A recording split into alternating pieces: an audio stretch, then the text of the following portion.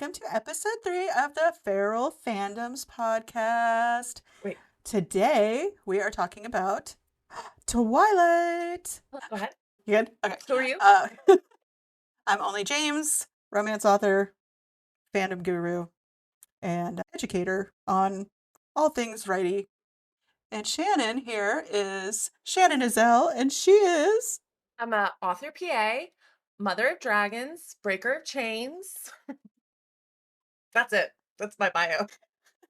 Nothing else. Yeah, it's right there on sidekick. It's right there on our website. Supporting Mother of character. Dragons. Supporting actor. I'm excited to talk about Twilight. This is usually the time of year we start watching Twilight. We do a rewatch. Practical magic, all of it. Yeah. I was thinking about maybe we should watch it online together and then put it on the Patreon. Or we could do it live. Oh. We could do it live. Yeah, we can do live on Patreon now. So if you guys want to watch Practical Magic with us or Hocus Pocus or hell, even Twilight, let us know and we'll set it up. Yeah. We can either do it in the Discord or we can do it live on Patreon. Either one. I thought that would be fun because I love watching movies and watching people react to them. It's my favorite thing. And it's what we do every year anyway, so we might as well let people watch it. Trigger warning if you don't like talking during the movie. Oh, yeah, no. We're very MST3K about our movies. Even if they're not supposed to be funny, we're going to talk shit. That's just what we do. 100%. It's who we are as people. I never read it. You've never read the books? I didn't read it. I was a huge Vampire Diaries fanatic. Absolute. I introduced you to the Vampire Diaries books. I had a whole journal about how I was in love with a man that is fictional, and I was really processing my 12-year-old emotions with that. I had to really unpack that. It was such a good series. I was, as far as the Vampire Diaries goes, I was preaching the word. I was preaching the gospel. I was giving those books to everybody. Like, no, you have to read these books. And then when Twilight came out, I'll tell you what, I learned about Twilight in the weirdest way. I was on a date. Which one? Fuck was it? What kind of uniform did he wear? I went through a stage. He went to the bathroom and I was standing in the theater with a bunch of teenagers and I was listening to them gossip about how excited they were that the Twilight movie was coming out. They saw me and they were just like, you know about Twilight, right? Do I look like a fucking teenager? I do not know about Twilight. And they just started going on and on about, oh my God, it's the best thing ever. And they're just going crazy. Damn. Okay. Shit. So I'll go to the bookstore and I'll start to read it. And if I can get through one chapter and I really like it, I'll buy it and I'll read it. Because I wasn't really in the YA stuff back then. I was more into my thrillers and my Kathy Reich era and my, what's her name? Frida McFadden. That type of book was my thing at the time. The twist. So I opened Twilight and I read chapters just standing in the aisle. And so I bought the book. And the thing about Twilight is that it's not technically, I don't want to say well written, but it's not literary. You know what I mean? It's not Jane Austen. I'm not a snob. I'm in it to have a good me either. time. Like, I don't care. I always say you don't have to be a good writer to write a good book. Right. There was this feeling of you wanted to live in Forks, you wanted to meet these characters, you wanted to be part of that world, but also you could relate to Bella even though she was kind of whiny. Yeah, even Elena in the show was very whiny too, the Vampire Diaries, but yeah. We got to do a Vampire Diaries. We're definitely doing it. Unless I don't want to hear anything Elena has to say. We can have an entire podcast just about the Vampire Diaries. Especially right now, Jordan's doing her annual rewatch of the Vampire Diaries, so it's in the background in our house all the time. But Twilight specifically was just this magical sort of, I don't know, it just took over and it got in your head. And looking back, there's so much camp and there's so much like cringe in it. But at the time, it didn't feel that way. You know what I mean? Yeah. The movie definitely came off a little cringe. It didn't at the time. It did at the time. Yeah. At the time, I thought it was cinematic masterpiece. Yeah. It makes me laugh that nobody hates that movie more than Mr. Cullen himself. Edward, yeah. Robert Pattinson hates that movie. He doesn't even want you to bring it up. You'll never get away from the sound. Never. Yeah. He is. It must suck to have the movie that made your career be something that you just want people to forget exists. Yeah, sometimes you gotta be a little cringe. People take themselves too seriously. Robert, you were a silly little teenage vampire. It's all right. Doesn't Yeah, care. it's Taylor fine. Lautner. Taylor Lautner's like, hell yeah, I'm a wolf. Ow. Yeah. Taylor Lautner marrying Taylor made me He laugh left because now there's and he like dated Taylor Taylor and Taylor. Swift. Yeah, I'm like, Yeah. you Sir, do you narcissist. just really love yourself? I love the sound of my name, and I want to make sure I have the opportunity to say it in bed. If It's I me. looked like Taylor Lautner, I would probably be in love with myself He's not too. as he He, used to be. he went through a bit of a phase where he definitely uglied up a little. I think it was hard for him to maintain that muscle mass. Of for course him. it was. Yeah. I guarantee you, whatever they made him do to gain that muscle mass between movie 2 and 3 Yeah. was not healthy No. and not safe No. in any way, shape, or form. When you hear people talk about, oh, I can't drink water for 24 hours before I shoot or I look bloated. That's not normal. You shouldn't not drink water. And then one reason why I think this movie was so addictive and created the fandom that it did is people love a team situation. Team Edward, Team Jacob. And that created like a fun atmosphere. I'm in this, not just in this fandom, I'm in this niche thing. Yep. Ship wars can make or break a movie. When it comes to ship wars, you have to make both sides equally appealing. Because if one is the clear winner, Right. it's not really a love triangle. Nobody would choose that guy over this guy. So you have to make them both equally appealing, but in completely different ways. Yeah. And that takes talent that you have to be real careful with. Also, you got to roll with the punches. Look at the Vampire Diaries. She ends up with Stefan in the books. She ends up with Damon in the series. They butchered it. Don't get me started. They butchered it. But I will say too, a lot of people, because I read more traditional stuff, they tell you too soon who it's going to be. Does that make sense? It's enemies to lovers, but okay, she's with her best friend growing up, and then it's the grumpy guy that has to train her for battle or whatever. And he's a little bit sarcastic and a little bit mean to her, and they're calling that enemies to lovers. I need him to burn her house down. You know what I mean? Maybe he killed her brother. You know what I mean? That's an enemy. So you want ACOTAR. Yeah. You want our ACOTAR levels of bad. I need him to murder people, and nothing redeems it except for that he's hot and we love him. That's enemy. He's a little mean to me sometimes. That's what I keep telling Michaela because she's writing now. And she's like, this guy is such a bad guy. The only thing he has going for him is that he's hot. She's like, I want them to know that he's irredeemable. I was like, if he's hot, he's not irredeemable. We're in our dark romance era, babe. There's no line too far. I can tell you, just from being in the genre that I am in, Scary. There is no line too far. Yeah. They'll never find them again. We're on his Mads. Oh, I will bring Mads on. That girl has read books that are Morning Glory what did Milking you just say? Farm. Listen, when she told me the story about the shark, the girl's head in the water with the shark and the no. Damn, no, you really do read some dark shit. Yeah. Because I write dark romance, but I write cozy dark romance, It's they a call lot it. of comfort. So a lot of people. some girl told me the other day, I just listen to your books every single night to sleep. Yeah.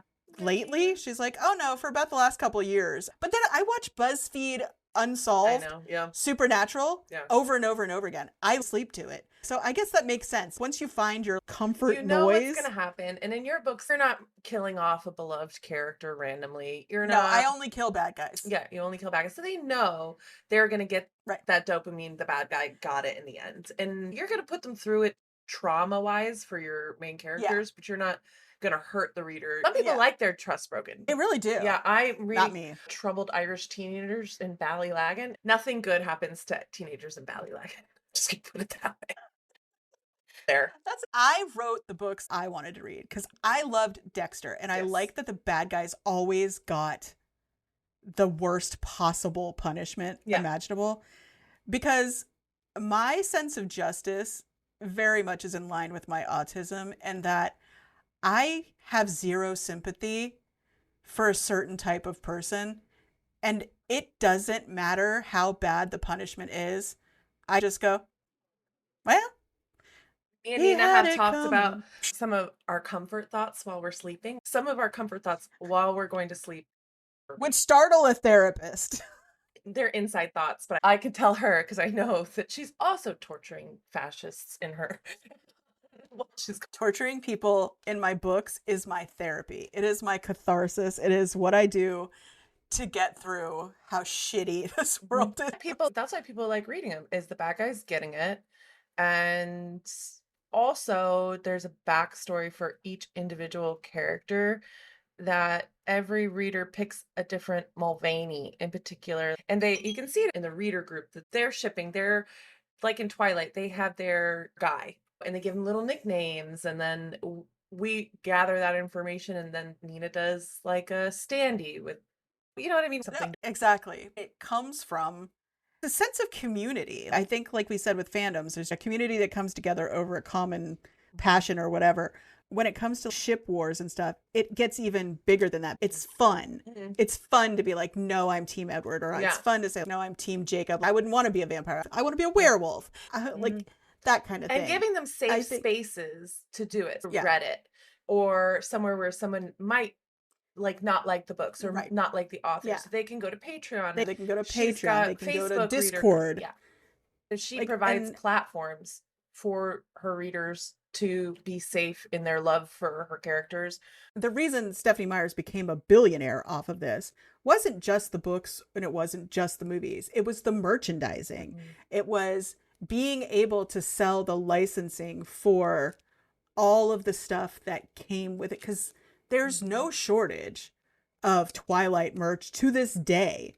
I have the Hoa Hoa Hoa calendar that I bought my daughter-in-law, and it lives in our dining room, and we change it every month. And I bought it last year.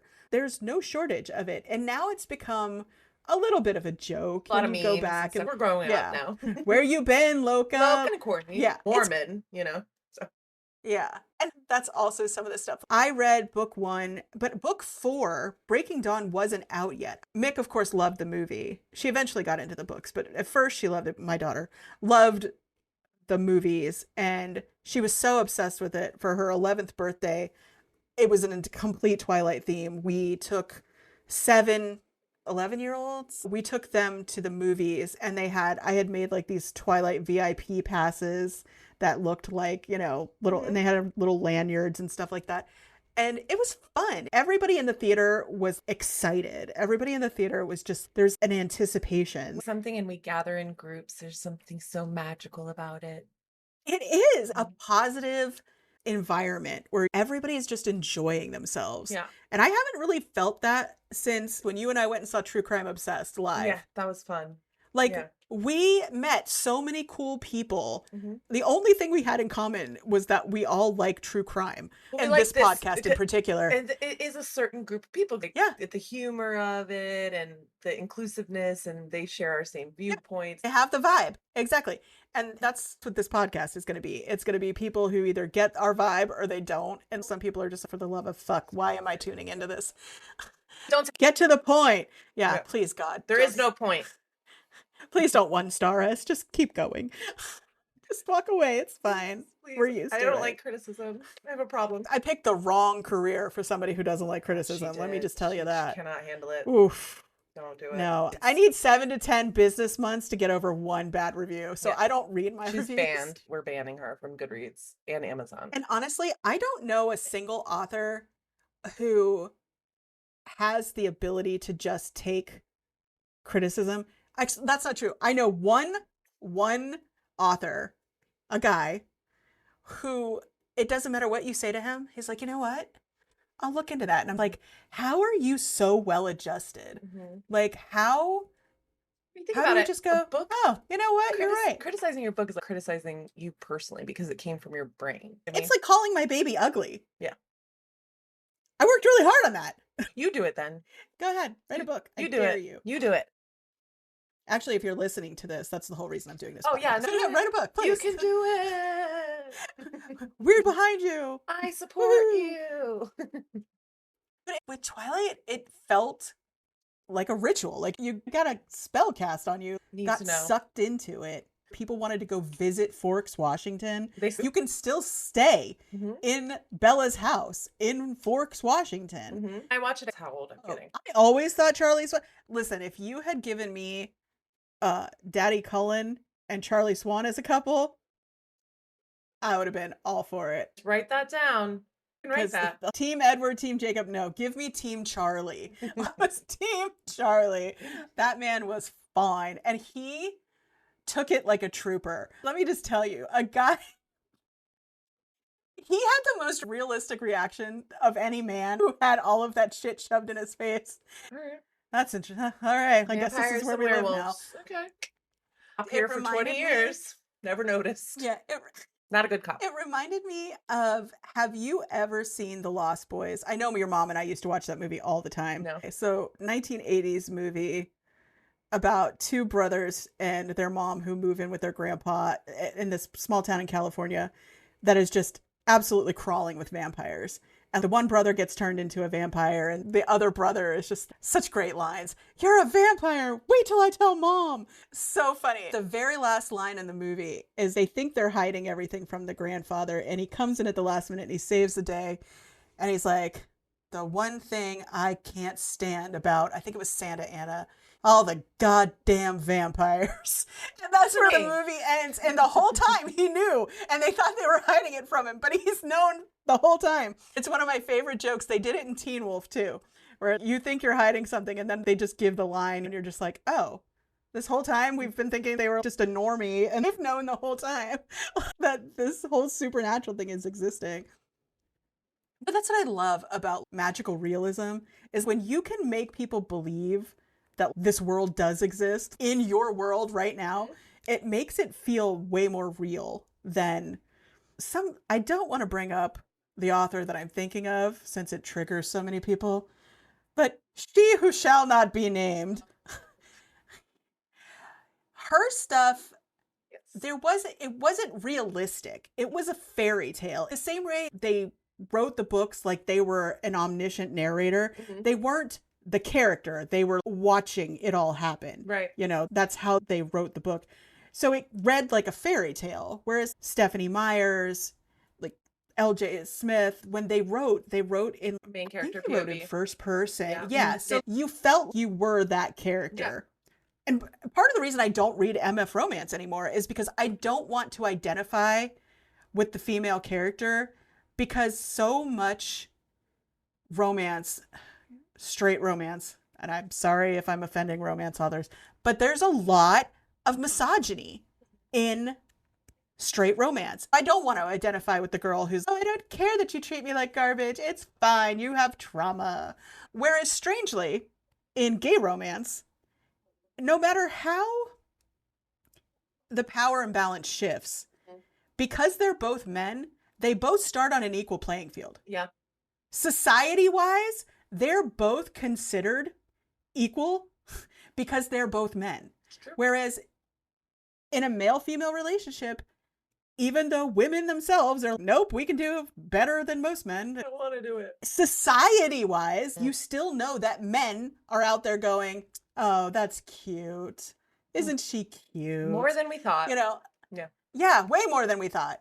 And it's only getting worse. So I feel a little bit when I read straight romance like I'm betraying my gender. I don't know. And a lot of women feel that way. Yeah. That's why a lot of women don't go back to reading straight romance after they find gay romance. You can just watch two people fall in love and you don't have to relate to them. You don't have to put yourself in their shoes. Well, if you think about it, that Colleen Hoover movie flopped, you know? Because she portrayed it, she wrote the book, it was what it was. Right. And you're allowed to write about domestic violence, in my opinion. Yeah, of course you are. And I don't think she romanticized it. But the way that the movie was advertised as a rom-com, when really it was like it wasn't a POV of how abuse happens small and goes big. Right. But they didn't advertise it like that. No, because they wanted it to. Colleen Hoover and what's his name? Baldoni. I can't remember. Oh yeah, that whole thing. As they a Swiftie. Both wanted it. Yeah, they both wanted it to be realistic, and I think that's what Colleen Hoover was going for, because you don't leave. A lot of women don't leave their abusers, right? And also in the movie, she's an adult, but in the books, she's a teenager. It goes back and forth. She has I read it. She has the original guy, the homeless teenager, the guy she ends up with at first. It should have been a standalone. But anyway. I didn't realize there was more than one book. It Begins With Us, I think, is the next one. But I read It Ends With Us before she got canceled for whatever. I don't know what she got canceled. But yes, it goes back and forth. And Ellen is oddly a big part of it. That's her Really? comfort Like show. Ellen Yeah. DeGeneres? Oh, She writes talk about a letters. blast from the past. Yeah. And then she meets the hot doctor guy. And anyway, it ends with him, the original guy from when she was a teenager. It ends with us. Gotcha. Because she gets away from the guy. But she Okay. has a baby with her abuser. Well, and I mean, that happens. A lot of women don't even realize they're with an abuser until they get pregnant. Yeah. 'Cause- Well, it honestly did show, I don't know, it started off small and then went big. But anyway, the movie flopped because of the way they advertised yeah. it. Yeah, and that's what happens when you try to be too relatable. And I think that's what Blake Lively was going for. She wanted to be like, hey, girls, I'm just like you. The girl in the movie's just like you. It could happen to anybody. But that's not what she did. She was so out of touch with what the average person thinks when it comes to domestic violence. The outfits. Intimate partner violence. Plus the But outfits honestly, were atrocious. One of the worst fights I ever got into was over 50 Shades of Grey, which we will also be breaking down. And it was because as a nurse, I made the comment that Christian Grey checks every box on the intimate partner violence checklist we have at my job. Mhm. And you would have thought that I said it was the worst book I ever read. That's all I said was that, listen, it's not actual BDSM. I know. I've been a part of it. Safe, sane, and consensual is literally the slogan for the BDSM community. Mm-hmm. Nothing he did was safe, sane, or consensual. And you get that in spades when you read his version of the book. When she went and created his point of view, I think it was just called Grey, it read like Ted Bundy wrote it. It was so disturbing. His inner monologue. She's having a normal conversation and he's picturing tying her up and torturing her. This is a Criminal Minds episode. Yeah. If he was poor and this was happening in a trailer, we would be watching it as a Criminal Minds episode. They have to be rich to be an abuser. In every book, he's not like a poor abuser. If we're romanticizing. Like, I just never... The mob romance after the mob ones aren't bad. Oh, like 365. I didn't even know 365 existed until it became a movie. And I get it. I get wanting that fantasy. I do. I write dark romance. I get wanting to be able to live out some weird vicarious fantasy where, you can like all of the dark shit and just no bad things happen to you. Great. I personally, it's just not my vibe. But I remember 2 authors, very big names, came for me so hard. Just from that intimate partner violence comment. They were, you better never get into the romance field. You better never write romance if you can't stand behind your fellow romance authors. And I was like, they have a literal movie. Do you think E.L. James is upset that I said that? She's at home blotting her tears with $100 bills.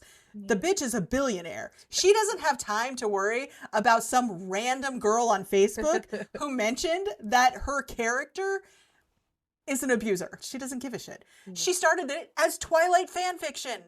She didn't expect her book to blow up. It just did.